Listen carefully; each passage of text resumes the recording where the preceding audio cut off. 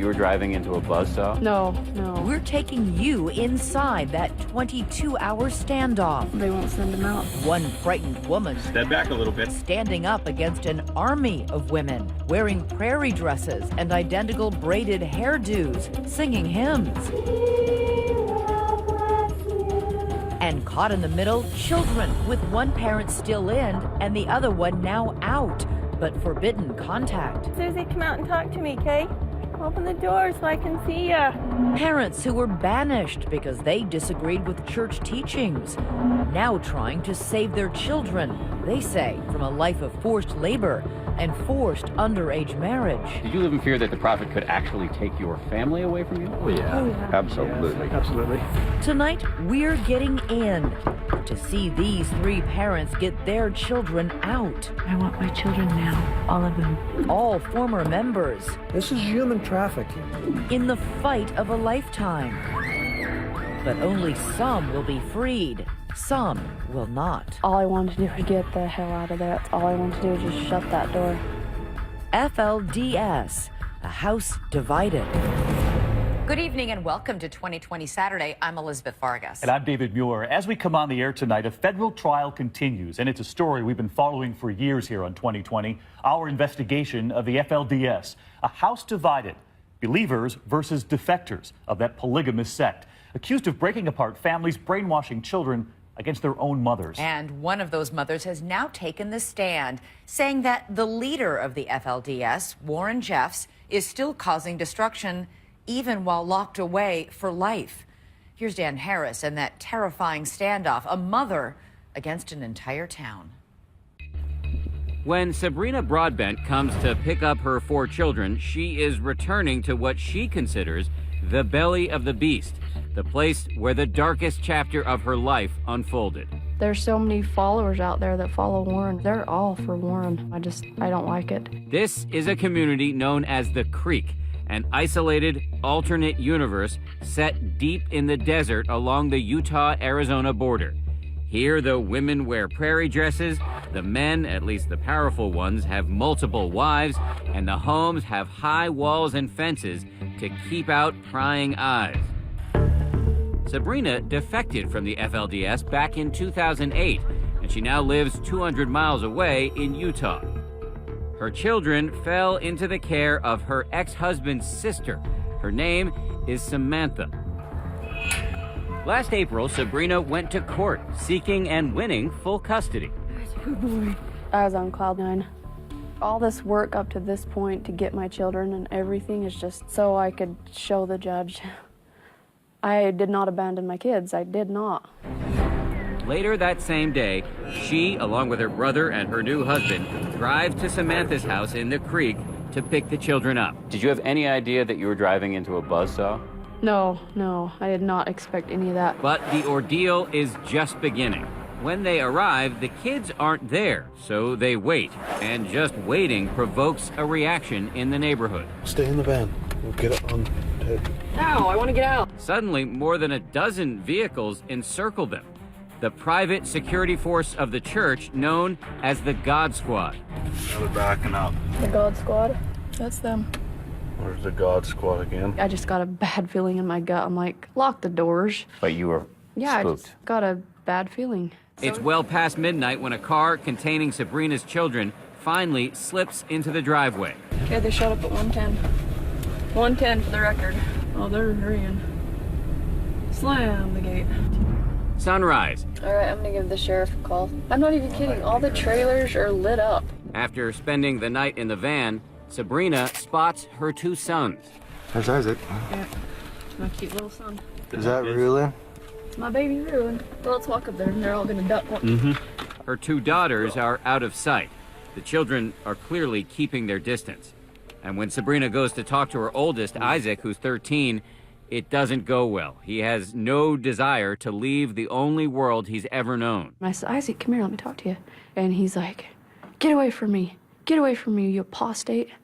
And he jumped the fence and ran. What does it do to you to have your own son, talk to you like that? It was hard. I did not want him to see me cry. I didn't want them to see me weak. Samantha, the children's primary caretaker, seems to be stalling for time. She says, Warren is coming. He will deliver these children. He's coming. You think she actually believed that Warren Jeffs was going to break out of a prison Yeah. several states away and come and protect these kids? Yeah. Obey the prophet when he speaks, and you'll be blessed. Disobey him, it is death.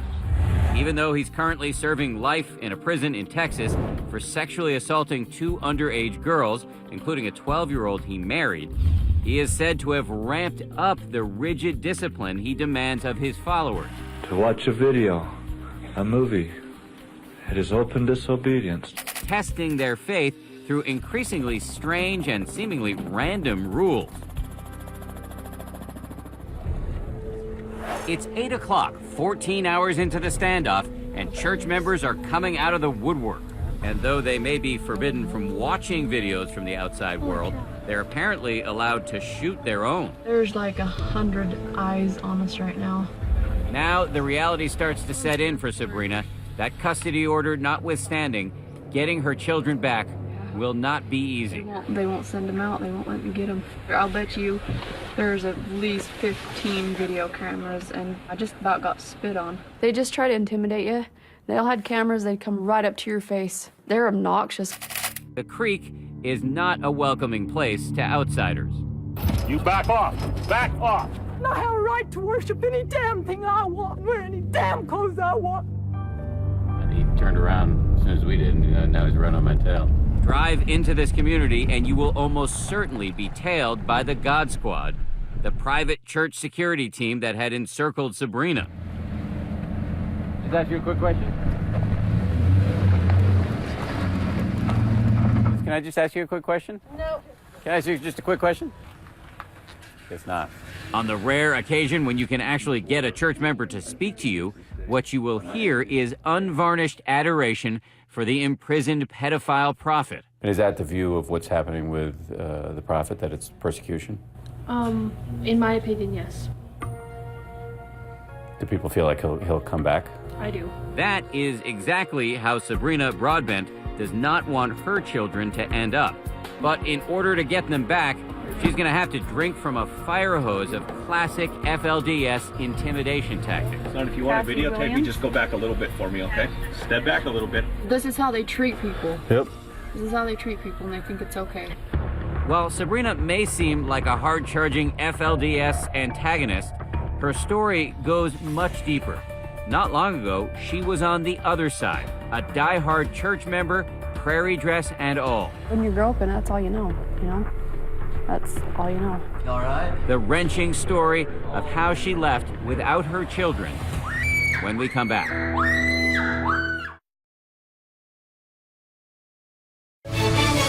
A House Divided continues.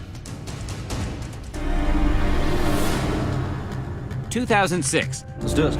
Come on. Joe Broadbent, an FLDS runaway, launches a series of commando-style missions to extract his entire family from the church by any means necessary. I could see him sad, depressed, hurt, scared, and I'm like, why not try and get him out? As seen in a documentary called Sons of Perdition, his most adamant opponent is his oldest sister, Sabrina.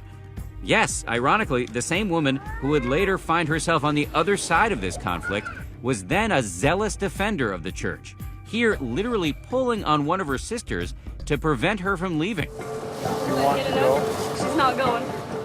You never stop praying and obeying. You never stop keeping sweet. When you grow up in it, that's all you know, That's all you know. So you thought Warren Jeffs was God's mouthpiece? Right. The Broadbent family tree is actually quite slender by FLDS standards. Sabrina was raised in a household with one father, just 2 wives, and 22 children. How old were you when you got married? I was 17. And was it somebody you wanted to marry, you got to pick, or? No, they're just assigned to you. Many a young lady gets married thinking her husband should submit to her will, but a woman's duty is to bless her husband. Sabrina knew from the recorded sermons of Warren Jeffs that the job of an FLDS wife is to obey her husband and bear children. And she did her duty, delivering 2 boys and 2 girls in rapid succession. Her brother Joe had a different duty, working without pay as a manual laborer. How old were you when you were first put to work? I was 10 years old. I started driving forklift when I was 12.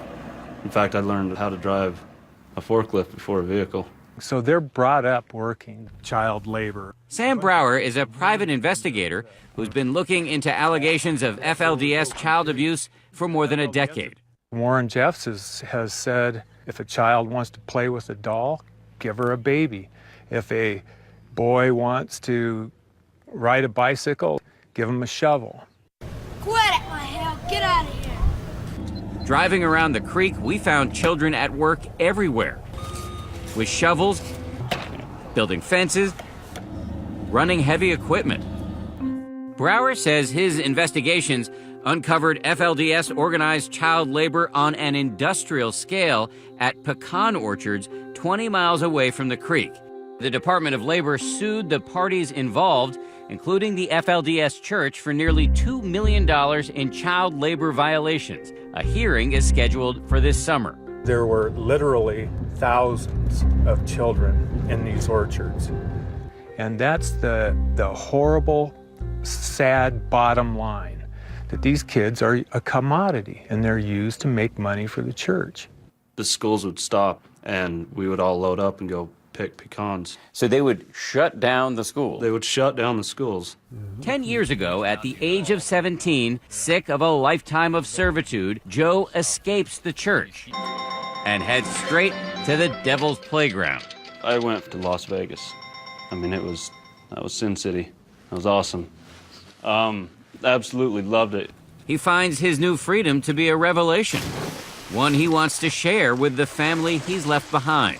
I could see how the world was to me. You know, I wasn't hurt. I wasn't possessed. You know, the people out here are not evil. They're good people. She's not going. But after that ugly moment we showed you, Sabrina trying to prevent him from rescuing other family members, Joe knows it will take something powerful to shake his older sister's faith. What finally does it is a bombshell dropped by her husband, Jake. He wanted to marry my little sister, and she was 14. Sabrina's husband wanted another wife, so... And he wanted to marry one of her little sisters? Mm-hmm. Who was 14? Yeah. Sabrina's husband is banished by Warren Jeffs, not because he wanted to bed his wife's 14-year-old sister, but because only the prophet can decide how many wives a man can have. Sabrina finds herself on the verge of being transferred into another marriage, perhaps with multiple wives. I'm going to be married off. I'll be the second wife, third wife, fourth wife, and I'm like, I don't want to be a damn concubine. So she calls Joe and other family members on the outside. They're like, we're coming to help you. You ready? They make a midnight run to a meeting spot in the desert outside the creek. 25-year-old Sabrina jumps into the car and races away to a new life on the outside. At first, freedom is exhilarating. She gets a new haircut. I look weird. I can't even dress anymore. Enjoys partying. All right. But she is also tormented by the fact that her husband's family is insisting on keeping the children. There was nothing I could do at that point because I didn't dare go up against the church or anything. Because the church is so powerful? Yeah. I never dared go up against it. I wanted to. Believe me, I wanted to. Cried myself to sleep many nights. Months. Even drank myself to death sometimes. She would scream, she would cry because she missed her kids. She would lose her mind, pretty much. And it was sad to see. Sabrina is now 33, remarried, with a 3-year-old son. That's a good boy. And she has a career as a counselor for troubled youth. She's never lost touch with her first 4 children, still in the church. However, during a scheduled Christmas visitation in 2014, it becomes painfully obvious that her kids view her as an evil outsider. Can I open Isaac? Keep going? Okay. Here, refusing to accept her Christmas presents. Okay. They know that Christmas, gift-giving, toys, they all violate FLDS rules and mean a one-way ticket to hell. This estrangement becomes one of the big reasons why Sabrina finally musters the courage to fight for custody. The court order, a sweet vindication of her efforts. There's no tears. There wasn't. I was too happy to cry. And you got right in the car and went to go get them. Yeah, we did. Which brings us back to the standoff. They won't send him out. They won't let me get him.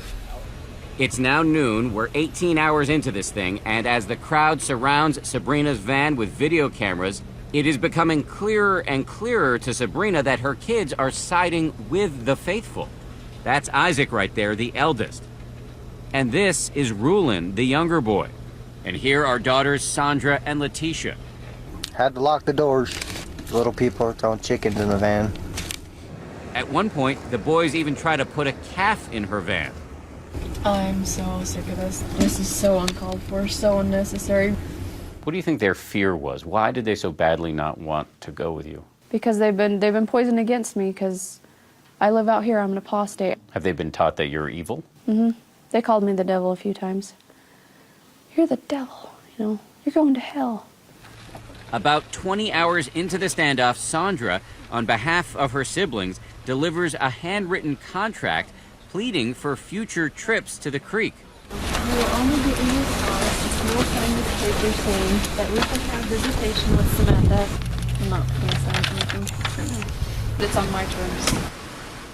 The war for these FLDS children is at a stalemate. But across town, They wouldn't open the gate. another mother is fighting a similar battle on another front. I'm scared. She was once the queen of the FLDS castle. Now she's come back in order to take back her children. I don't want my girls to be raped. I don't want any of my boys to have to sit on the side of their bed and watch their wife get raped. I don't want that. When we come back, her allegations of a new sadistic sex ritual.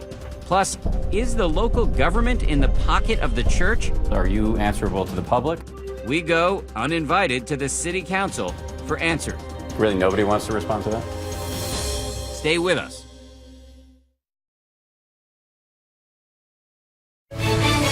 "2020 continues with Dan Harris.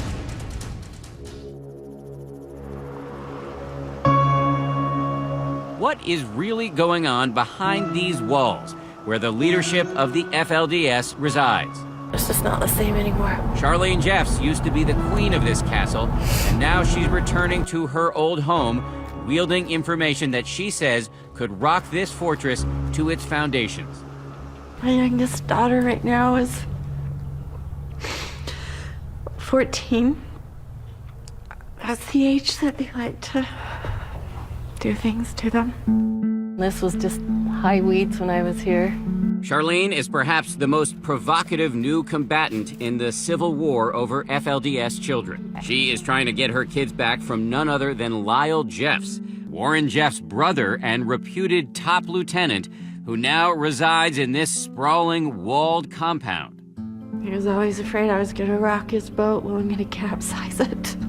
Charlene was the most senior of Lyle's 9 wives, running a polygamous family with 34 children until she was banished into exile nearly 4 years ago. I was told I had complained. I didn't know what I had complained about, but I was told that I had complained. Lyle has no idea that his wife is now on the warpath, trying to get her 2 youngest children back. I would say to him, Lyle, you have hurt me more deeply than anyone ever has or ever will. And I will never go back to you, and I want my children now, all of them. Oh, no trespassing. So legally I can be on here, right? He'll find out soon enough, though, because today Charlene is outside posting legal notices demanding a hearing in which she can argue for custody of her 2 youngest children. And the documents contain explosive allegations detailing her fears for her youngest daughter, Susie. Susie, come out and talk to me, Kay. Open the door so I can see you. And I hope that Susie doesn't get involved in the rituals that's going on. The order accuses the church of a profoundly perverse so-called seed-bearer ritual, in which Warren Jeffs has allegedly decreed that a select group of his 15 most faithful men be assigned to impregnate the women of the FLDS, with their husbands required to observe the act. I don't want my girls to commit adultery, and I don't want them to be raped. I want all of them out of there. If true, how could this kind of abuse be allowed to take place here in the Creek? Because, Charlene argues, the local police are in the pocket of the church. This is a claim that many people here in the Creek have made to us, so we go looking for some answers. We can get anybody to talk to us. Curiously, when I show up at the Jeffs compound just days after Charlene's visit, within minutes, the cops mysteriously materialize. Just trying to see if we can talk to Lyle Jeffs.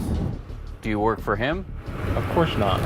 The allegation is that the government here basically reports to the church. Not true? Okay.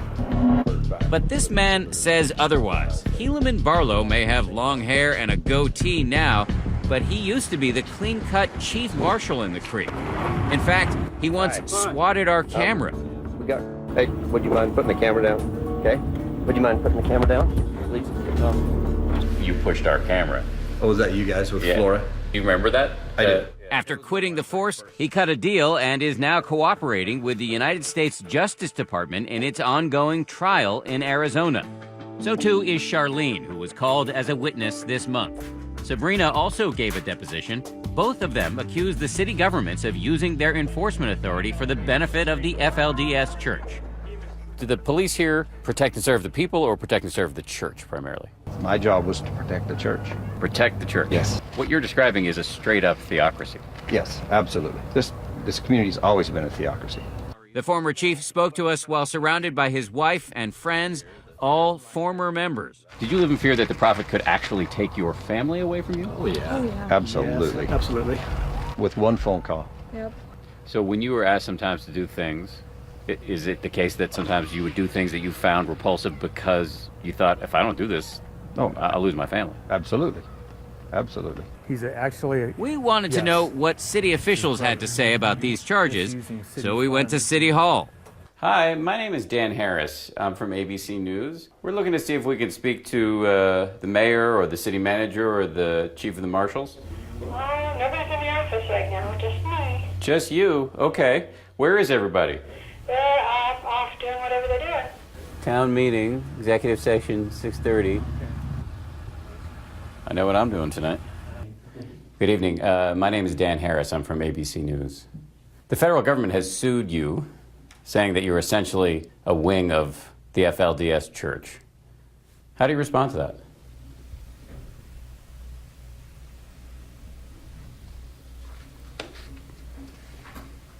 Do you have our attorney's phone number?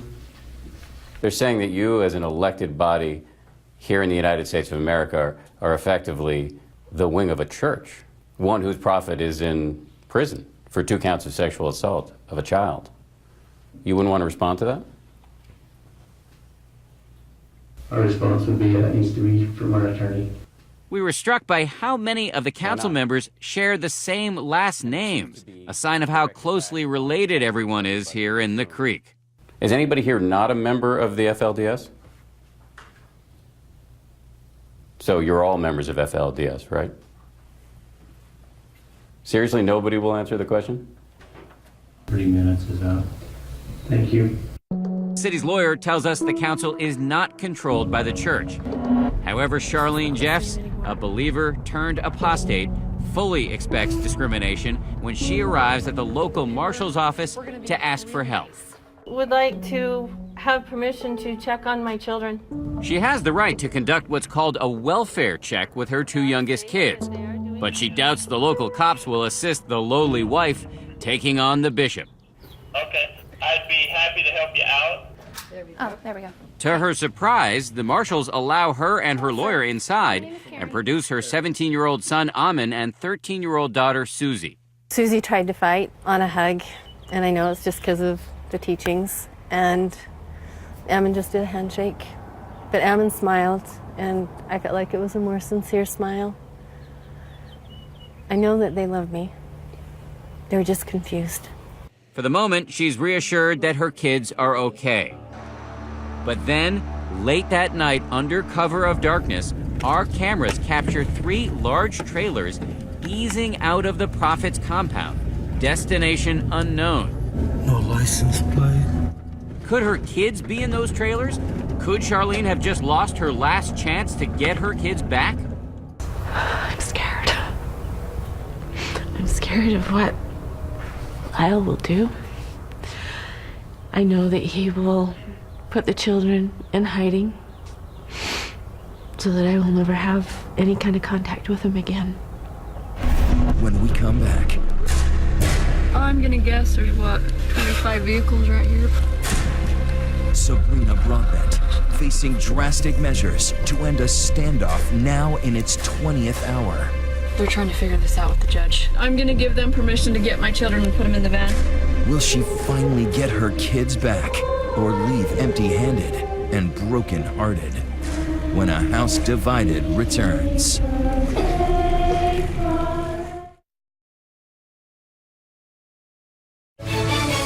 2020 continues with A House Divided.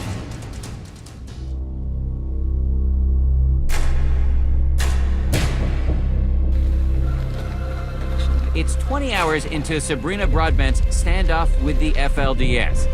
She still doesn't have her children back, and she's finally had enough. They are waiting for me to give the to-go. We got a pickup order. She's called in law enforcement, the county sheriffs, who are not accused of being beholden to the church. And now she tells them it's time to use force if necessary to end this thing. Now what's going on with the cops? They're talking on the phone. What's going on? They're trying to figure this out with the judge. Oh, okay. Get this protection order, or this pickup order. I'm gonna give them permission to get my children and put them in the van. So here it goes. I'm sick of this. As if on cue, the FLDS women react. I started seeing them bring their suitcases out. I'm like, okay, here we go, here we go. 50 people trying to help the kids out. And the cop, one of the deputies, went up and says, this is your last chance. We'll be down the road. Finally, escorted by their FLDS keepers, the children walk towards Sabrina's van, crying. That's her older boy Isaac there, covering his face. It seems like things might be looking up for Sabrina and her family, but wait, out of the blue, the tide turns. Scores of church members descend upon the mouth of the van. It's a sea of prairie dresses and updos. They're like, we're not forcing the children. They have to do it on their own. But they're so brainwashed, they wouldn't even step in the van. Sabrina's brother Joe, who's gotten so many of his family members out of the church, was right there. They're saying you're leaving with the devil. People in the crowd are weeping, praying. They begin singing an FLDS hymn.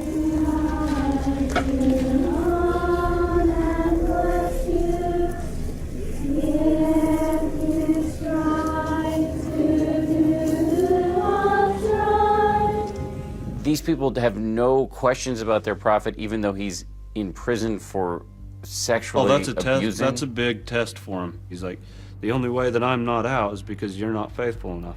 He puts so much pressure on the people. They're fasting, they don't eat for 3 days at a time. And they pray and pray and pray for Warren to break out of prison.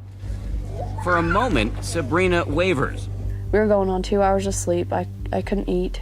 They're like, well, we can come back tomorrow. I'm like, no, we're doing this today. This is happening today. The sheriffs are slow to act here because they say they're worried this tense scene could explode into mob violence. But finally, a sheriff's deputy pokes his head around the corner of the van and says, time to go. At long last, the kids get in. The van pulls away with the followers of Warren Jeffs waving and weeping.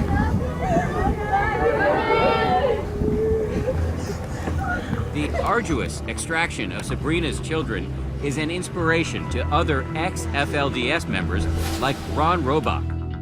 Ron was banished from the church in 2002, and all of his 7 wives and 50 children were reassigned to another man, including his then 4-year-old daughter, Sherilyn, pictured here with Warren Jeffs.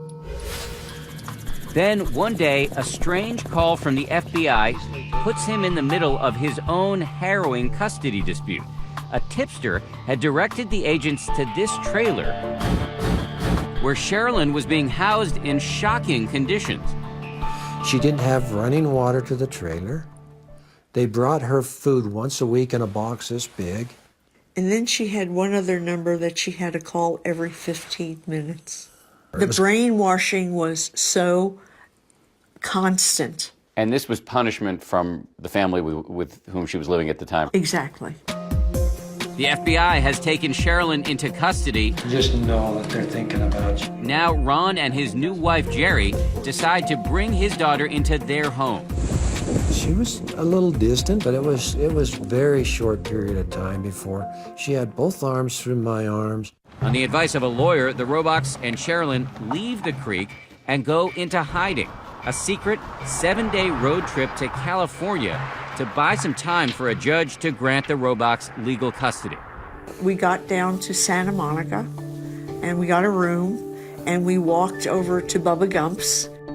You can see in the picture, she was smiling. She was lit having up. fun. She had been taught since birth that the outside world was evil. Oh, and yeah. here you were demonstrating. It wasn't. It was fun. For the Robachs, these first baby steps toward a new family life for Sherilyn seem to be going well. And for Charlene Jeffs, a surprise phone call of her own. My husband called me and said, hey, let's settle this out of court. Her husband, Lyle Jeffs, agrees to a secret meeting and reluctantly gives up custody. We're here to file custody papers so that I can get my 2 underage children. The judge orders the handoff that day. Charlene invites us to document the transfer from a distance with a sheriff, a marshal, and church security right there to make sure it all goes smoothly. The kids refuse to get out of the white car they're in, but they do agree to follow their mom to their new home outside of the creek. It was a hope. It was a risk in losing them altogether. I had to just rely on faith and prayers. So here we are, Charlene Jeffs, FLDS royalty, breaking free. Sabrina Broadbent through sheer determination, and Ron Robach, all now reunited with their children. But will it last? The truck door opened up and they grabbed her and pulled her in and she was gone. I'm scared. It was a nightmare when we got home. What do you mean? Can she turn this ordeal into a happy ending? When we come back.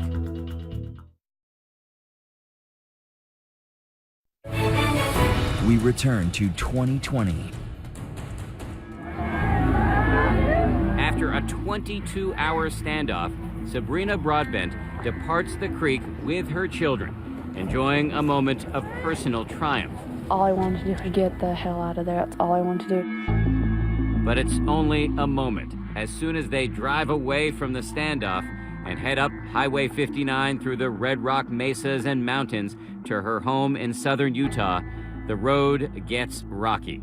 How were the kids when they got in the van? They were all crying, and my youngest was pulling my hair and throwing things at my head and stuff.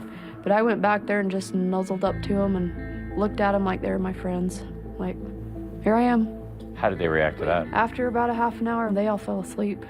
But it was a nightmare when we got home. What do you mean? My oldest took a magic marker to my 60-inch screen TV that we just got and cut all the cords to the TV to the dish. These kids were raised in a world where they were told that the outside is evil. And here you come pulling them into the outside. Right. At what point they packed up their stuff They did. And they sat out on my front lawn with all their blankets. and their suitcases. With their suitcases and cried. It was dang hard to me to see that. Ha! Got it, Joe! I got it. Undaunted, Sabrina is determined to reconnect Okay, Hillary. Up. and catch up on lost time with her kids far away from the FLDS. Pull! So she is filling their days with the kind of fun the prophet Warren Jeffs would never allow. Skeet shooting, hiking, fishing, and four-wheeling. Rue, did you drive this? I'm Ginu. You're Ginu? Oh, good. They've come alive the last couple of days. We've been going out and doing activities with them and involving them and stuff, and they love it. Aided and abetted by the purchase of a new puppy, and of course by lots of maternal patience and love, Sabrina's children seem to be coming around. I only have to do the automatic ones. So here we are a couple weeks later. Mhm. How are they doing now? They're doing great. Last night was the first time they watched TV. Ever? First time in their life. I don't know if that's a good thing or a bad thing. Well, it's good stuff. It's like the old Disney movies like Herbie and Apple Dumpling Gang. It's like they're catching up on childhood. To ease the transition, Sabrina is letting the girls wear their prairie dresses until they decide to change on their own. And I'm not going to force them to do anything like their hair, the way they comb their hair, their dresses. You know what? Everything is happening so fast. On another highway, crossing a different desert, Ron and Jerry Robach head home to the creek after 5 seemingly happy days in California with Ron's daughter. But Ron and Jerry noticed something odd in Sherilyn's behavior. She was writing in shorthand. Indecipherable scribbles in a kind of cryptic journal. And as they approached the Nevada border town of Mesquite, she said, "Oh, we're not stopping in Mesquite?" Why was she so concerned about not stopping in Mesquite? So, at Sherilyn's insistence, they pull off the freeway and drive into this parking lot. Sherilyn's sitting in the vehicle. She didn't want to get out. So I walked around to her side of the car, and at that very minute, the truck pulls up, she jumps out they grab her, she's in the truck, and they're gone. I mean, it happened like clockwork. The Robachs say they have no doubt that Sherilyn somehow tipped off the FLDS and helped set up this brazen snatchback. So where is your daughter now? I have no idea. My personal beliefs is she's right over here in Lyle's complex. I helped build that property. You know how many secret hiding places there are in that place? They've got caverns within caverns in there. The resistance and the resources of the remaining FLDS hardcore membership raises some disturbing questions. Could they resort to violence as the leadership of this outlaw church loses its grip? The people who are left following him are following a madman who I don't believe has any hesitation at all in leading these people out in a blaze of glory. And that's what worries me, is that there may be another Jonestown or another Waco. Ron Robach, who says he lost a golden opportunity to rescue his daughter from a grim future, still takes an optimistic view of the changes he's